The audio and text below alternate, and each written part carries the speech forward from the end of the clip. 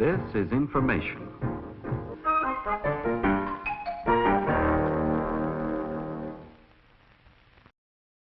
In this video, we'll talk about all things sound and vision in HTML. We'll learn how to add video and audio to our web pages. First, let's begin at the beginning. Before we had any cool HTML5 ways to handle multimedia, we relied heavily on Flash. Flash was originally developed to create animations, and you will still see them here and there. These are called Flash movies.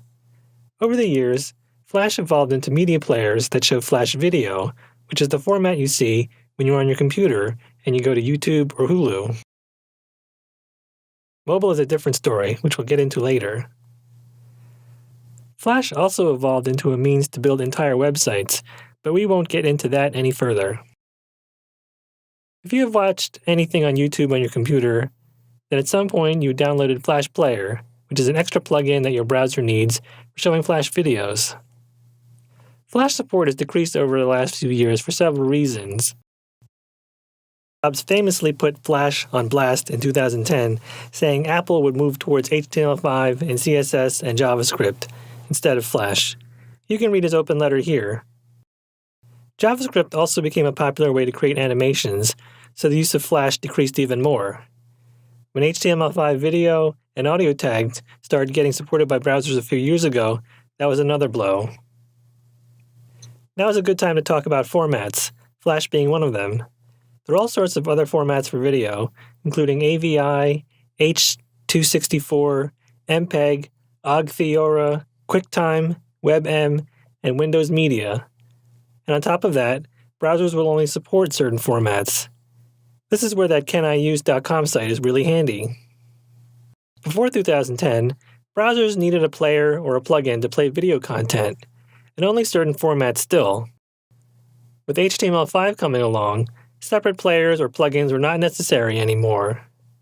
Unfortunately, not everyone has a modern browser with this cool HTML5 stuff, and those that do, you still need to account for browsers and their different format support. So what to do? The first solution is to use a hosted service like YouTube and let them worry about formats and HTML5 support and such, which is nice. You don't have to weigh down your website and your bandwidth with actual video files, which can get quite large. But there are some instances where YouTube is not an option. In that case, best practice currently is to use HTML5 video tag for those that support it, and a Flash video as backup for those that don't support HTML5. This does mean you have to upload multiple versions of your video.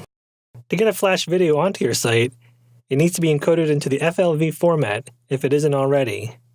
Then you need to find a Flash video player like OSFLV or JW player, and then include the player and the video file on your page.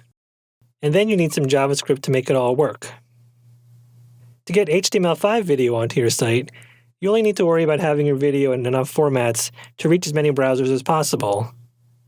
Then we use the video tag, here with src for the source path.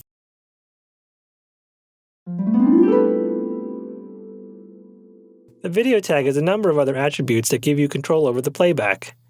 The poster attribute allows you to specify an image to show while that video is downloading, or until the user starts to play the video. And we can control the video player's width and height with these attributes.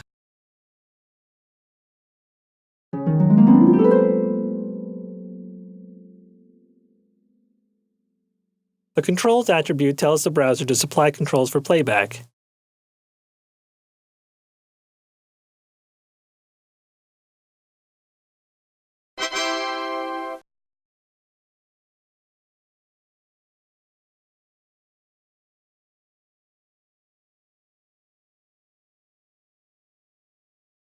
The autoplay attribute does just that. Be a friend and don't use this.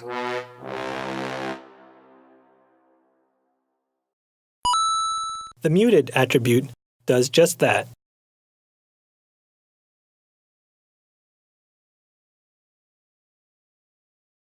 And the loop attribute does just that.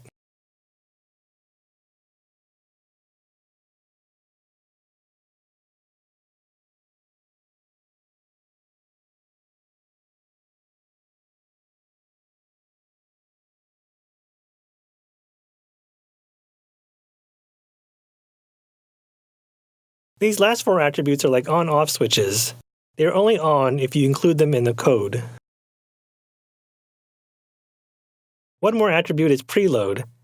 Preload has three values: none, which tells the browser not to load the video until the user presses play; auto, which tells the browser to download the video when the page loads; and metadata, which tells the browser just to collect information only, like size, first frame, track list, and duration.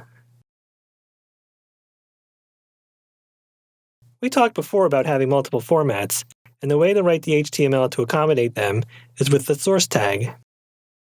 So instead of the src attribute in the opening video tag, we switch to source tag, like so. Then we can add our additional sources, like so. And the browser will move through the multiple sources until it finds one it likes.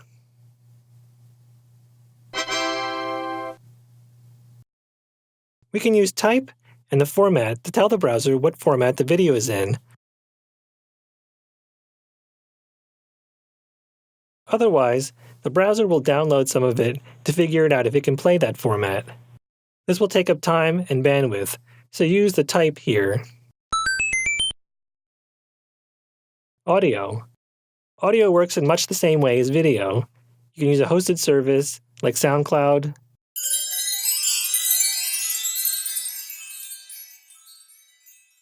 You can use a Flash MP3 player.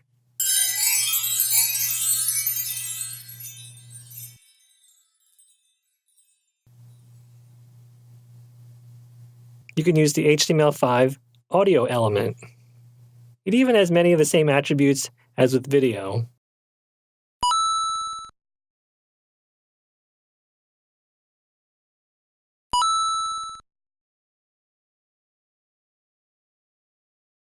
Audio also does the same thing with multiple sources that video does in HTML5.